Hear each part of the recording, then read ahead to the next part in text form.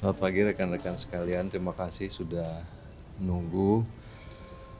Seperti kita ketahui bersama pada pagi hari ini, Bapak Presiden akan memulai rangkaian kunjungan kenegaraan beliau di Beijing.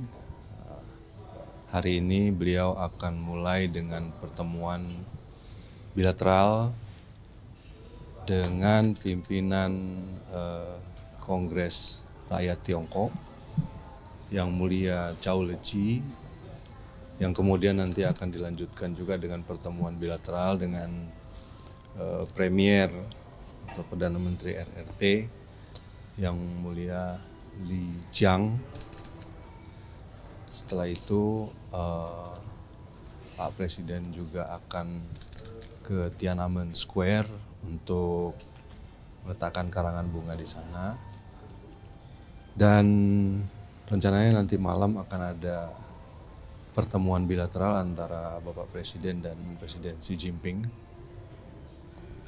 yang dilanjutkan dengan cara makan malam kenegaraan.